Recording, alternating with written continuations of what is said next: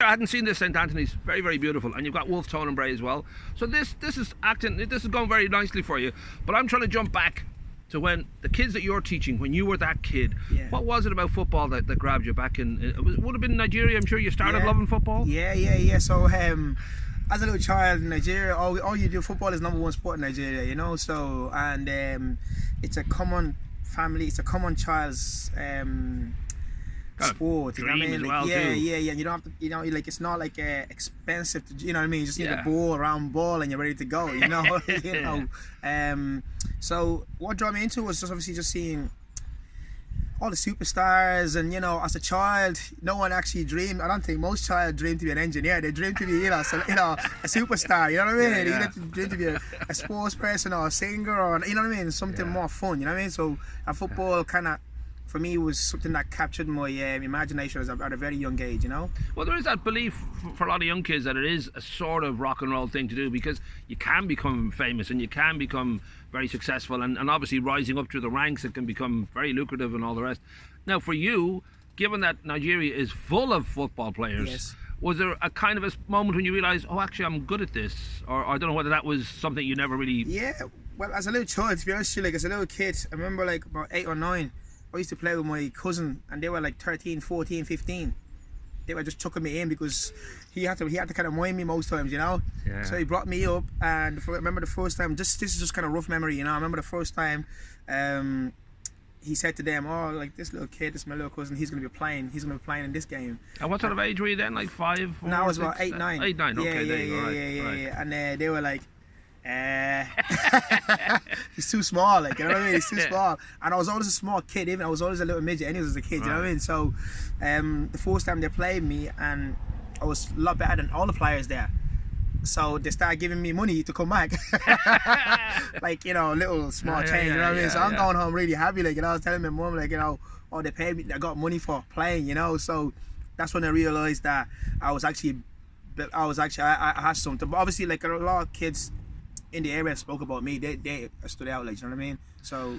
And would your parents have sort of acknowledged that? Would they've said to you, you know, keep going, or was it just something they were glad you had a bit of fun somewhere? Nah, they weren't into, you know, yeah. Right, they weren't thinking like a career. They just thought this is what African you do. African parents want you to be a doctor, or if you tell them that sports your career, you're in trouble, like, you know. So I was probably, out in the family, I would have been the one that, you know, that kind of didn't do what they wanted me to do, if that makes sense. Yeah. Because I'm thinking that you move to sunny Ireland at 11, you get this beautiful weather that you haven't seen before, all this rain and drizzle and cold and all the rest. But within 3 years, you're playing professionally. You're only 14, and that must have been quite the shock to sort of, you know, be picked up and be playing professionally. Were you chasing that? Did it sort of happen to you? Nah, I was unconscious about it, Paul. I was very unconscious about my. You know, it was quite rapid. I didn't even know what I was achieving. Does that make sense? I just thought I was just playing. Yes. You know, because I'm still like a kid. You know what I mean? Like, you know, I just didn't understand it. Obviously, kids over here understand the fame of it. You know what I mean? But I didn't understand the fame of it. You know, I didn't understand I was pretty much the best player, one of the best players in the whole country. Like, you know what I mean? So I didn't understand the even up till now, I don't understand it. You know what I mean? So I just played, and I worked hard. You know what I mean? My parents kind of gave me that old school, you know what I mean, fundamentals, if that makes sense, you know what I mean? You know, so I still kind of kept that, you know, of hard work, and, you know, just working hard and just playing. So who were you who was it that you went professional for? Was it a... So basically, I came to Ireland, well, the first time I came to Ireland, and I remember obviously it was freezing cold or whatever, and I wanted to play a bit of football because that's what kept me happy, do you know what I mean? I didn't know, so like in Ireland, a lot of kids don't play on the street. Right. Like in Nigeria, any corner you go, there's like kids playing. That's just what we do, like, you know what I mean? So I couldn't find anywhere, like, you know, and after a few weeks, there was something that came to the post about Samba soccer, which is like a similar summer camps that I'm running at the moment, you know. But that was the first time I played football in Ireland, you know. So I went to the Samba soccer. One of the coaches just said, like, you're just way too good. Like, we need to find your team, like, you know. And then he got me into St. Joseph's, which is in Sallynorgan football club. But my parents then we moved to Swords, the north side. Right. So I was only at St. Joseph's for like 3 months or something like that. Then I had to move because the journey coming from Swords, from the north side to St. Joseph's, they wanted to pay my expenses and everything when I was a kid, just to travel up. You know, it was just too much for me after, because I was only a little kid, like, you know what I mean? So, so I decided to not to come to Joey's, and I played for so I joined a school then in Swords called Fingal Community College. Okay. And one of the PE teachers, so in the playground, the PE teacher obviously heard back from the kids, like, going, who was this kid? You know? Who was this kid? And then she pulled me up, like, after one of the days, and said, listen, would you like to play for the college? Because everyone was talking about you or whatever. So I was like, yeah, sure.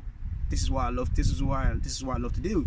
Yeah. So I played in the college, just scored goals every, you know what I mean? Then she made me a captain, like, after a few weeks or whatever, you know, like, you know, from there, then I didn't have a team. I was playing for the school though, you know. So she then connected me. Sorry, one of the kids in the school said, "I play for this team. Would you want to come and play?" There's two teams there. Sorry, I play for this team. He says, there's two teams called Saw Celtic and River Valley Rangers in Swords, you know. Right. So I played for a little bit for both of them, and they were like, "Oh, well, you're too good for here. Like, you know, we have another place that we can send you." Then that's when I went to St. Kevin's Football Club, which is one of the best schoolboy clubs schoolboy / girls club in Ireland at the moment, you know. So back then as well. So that's when I went there, and everything clicked from there, really. And were you beginning to feel all these moments that people are basically saying to you, you're too good for here, you should go up there, move up a notch? It must have been part of you kind of quite happy that, oh, you know, this is what I love to do, and I'm actually good at it, you know. People are noticing. It settled me into Ireland very quick, man, you know. Without sports, I don't think I would have settled very quick. You know, I remember, like, you know, everyone in school wanted my friend, you know, just because of that. But if I didn't have that, like, no one would like to be my friend, because obviously I was the first black person in the school. Right. Do you know what I mean? Yeah. But all of a sudden, everyone was around me. Do you know what I mean? So sports break that barrier. You know, football literally gave me everything. If that makes sense. You know, because and I think when you're sort of proved to be Elvis in any field, people are drawn to you. They just sort of think, oh, that kid, you know, is amazing at singing, or he's amazing at whatever, and you sort of want to be around and hang with them, because you sort of feel some of it might rub off on you, or you might get some shrapnel from all the attention. It's a natural thing. Yeah. So for you then, as you move through and becoming professional, was that, I don't know if it felt, even though you said kids growing up in Nigeria wouldn't be kind of thinking in that way, but I don't know if it felt like a dream come true in any way, or felt like pretty spectacular. I knew I was going to be a footballer. That makes sense. Right. Like, that wasn't, you know, like, it's just in my DNA, it's my dream, like, you know. And that's why when I see kids here, like, they're not inspired because they don't believe they can make it, because most coaches don't believe that they can make it either. Do you know what I mean? So for me, my strength is to have the experience that not many people in the whole of Ireland have. But between playing and my just my whole experiences and my whole career is very, very unique, you know. So for me to be around here, I just obviously trying to make sure that I give the kids that same belief and dream. So even though some of them, you know, they might not be at that level that I was when I was younger now, but get inspired to go and train more. When I'm telling them, like, you know, keep working, you can achieve your dreams, you know. There's no point in knocking a child's dream quite young when they're like 6, 7 or 8, you know. And also that belief thing can be a huge, you know, kind of impact on your performance, because if 100%. You genuinely believe you can run up to the top of that hill, you're a lot more likely than if you think that that's too big for me. So basically with the program that I run, most kids, you know, like, the parents would tell you it's like more the psychological part of what I do. Right. You understand? So it's not about the key ingredients, the substance of what I do is more of a psychological part of it. You know, the kids go back and they want to train, and the parents are like, wow, I've never seen my kids want to play football that much, you know. You understand? Nice. It's quite infectious, you know what I mean? So that, you know, there was one time where the parents said that she brought a kid to a psychologist. All right, and the psychologist sent them to me. So the psychologist heard about what I've done to one of the kids. One of the kids that came to me, how confident they were after they worked with me. So she said my psychologist referred. So I was like, I should be charging you more. So it's just not the technical part of it. Obviously, like, you know, for me, I don't even know I'm doing some of the stuff that I do. That makes sense? It's just natural. Instinct and it's just natural. It's just kind of probably God's gift kind of thing, you know? Well, that for a lot of players, there is a natural shift into coaching. And for you, I don't know whether this was like a definite sort of point where you said, this is what I'm going to do, or whether you started kind of teaching a few people in a group. Yeah, no, it wasn't something that I thought I was going to do as a player, you know what I mean? I just wanted to be a footballer, you know what I mean? Yes. the transition happened in 2007 when I stopped playing. I decided to start coaching 1 or 2 kids, and then one or two kids got really good so fast that they told their friends. So, and they started to pick up legs, you know, because I had a clothing brand. I still had a clothing brand, but that was more of what I put my time into. Right. So I was kind of doing that on the side because I loved it. You know what I mean? This is what kind of gave me like buzz. You know what I mean? I love coaching the kids. And then all of a sudden, he just started picking the numbers. So now I just shifted all my energy into coaching. Does that make sense? Yeah. Because I realized that, well, this is my actually strength. You know, because obviously I'm still figuring myself out. You know what I mean? I'm still in a journey. I'm trying to figure out what should I be doing. So I'm kind of like trying and failing and making errors. Does that make sense? Fail better every time is always a... Yeah. Yeah, someone said land on your back, because if you can land up, if you can look up, you can get up. You know what I mean? So yeah. Now that idea too of the, you were saying in 2007 you stopped playing and you're kind of, but was that 2017? Yeah. Oh, 2017. Sorry, yes. What was that a kind of a moment, a difficult moment? Was it just a natural thing again that you felt this is the right time for me to? I didn't retire. I didn't retire. I just knew, like, you know, I was playing League of Ireland and the money was terrible. Okay. You know, my mates are working in Tesco's and they have better, you know, and way more than me. Do you know what I mean? Right. And I'm not, you know, loads of League of Ireland players probably pick up, let's say, between 300 quid a week to maybe, let's say, the good ones maybe 1,000 or 1,500 a week. But there's not many of them. Do you know what I mean? So if you're playing for Bray Wonders, you're probably picking up like between 200 or 350. You know, come on, man. You might as well be on a dollar. Do you know what I mean? So. And had your playing kind of, I don't know if you sort of got a little bit sort of disheartened, not just by the money. I don't know whether you were having the success still, whether it was a combination of a few things that made that decision. Yeah, so basically at my early age when I came to Ireland first, between 2000 and, say for example, 2004, 2005, I had a really good success. That's when I broke into the international club, okay? Right. And that's when Manchester City and West Brom came in and signed me, okay? Yeah. But the problem with the signatures, the contract I signed, was I didn't have an Irish passport then. So I couldn't actually play for them. Right. So I was there for 6 months, but I couldn't play. So I only trained. So then I came back. Even though I was playing for Ireland, I didn't have the Irish passport. I couldn't play home-based games. But obviously now it's changed. Now that if they see a talent, they kind of give them passport very, very quick, because they realize that you can actually... The difference between them achieving their dreams and not. Yes. Just by someone signing their paper. You understand? But I was the first case. So it was unlucky for me. You know, so so that was the whole incident. That was the reason why I came back, because I was at Manchester City, had a successful spell, signed a 4-year deal, and then I had to come back. Wow. Okay. Then West Brom came in, and I remember playing a game against Wales. I think it was, scored 2 goals. I think one of those games. I think you see that scored 2 goals. One of those games, anyways. You know. And then West Brom came in and signed me as well. They were like, "Come over. We're gonna try and see while you're over there, can the passport get you?" And they tried their best. It didn't happen. So I ended up coming back again after 6 months. So. Right. So those kind of knockbacks did affect me as a young kid, because now I'm going from training with like professional players. You know, I was 16. I was training with the first team. So I was training with like Kanu Nwankwo, plays for all who play for Nigeria International, play for Arsenal and stuff like that. So I was training, and then next minute I'm training with You're back in the mud. With Joe down here. You know what I mean? So so it was like, I think as a kid, it was too much for me, you know what I mean? Right. So I didn't have the right team around me. So what happened was, sometimes I got disheartened, and I was like, all right, well, I'm just going to play League of Ireland. Or I had the talent to play League of Ireland, even when I'm fit or not fit. Right. I could play it. Now, we should mention Modern Legacy, that you and your best friend come up with the name. You wanted like a legacy, just give people that idea that you should really make something that you can leave behind, that you feel is part of your kind of impact. And then modern, that it's not about the past, it's about right now. I mean, was that something that started with the clothing line? Did it sort of, I don't know if the whole thing was in your mind at the start, that this could be a name that would umbrella across a lot of different ideas? Or? Do you know what? We did start off with the clothing. With the clothing, it was like sportswear. Yeah. I left my job in 2017, working in a gym in Shoreline and Bright. It's a community centre, you know. Yeah. I just didn't feel like this is what I want to do for the rest of my life. You know what I mean? I wasn't destined to be just working in a community centre. So I decided I have to make a decision, because, you know, sometimes even when I was speaking to people, like, you know what I mean, they were just not on my level. You know what I mean? I wanted to be an entrepreneur. I wanted to, you know, so I realized the conversation wasn't flowing. I wasn't talking about silly stuff anymore. I realized I was trying to, something that's not right here. You know, I don't feel like I should be working here, because the conversation are not the same. Does that make sense? Like, Yeah, you know, yeah.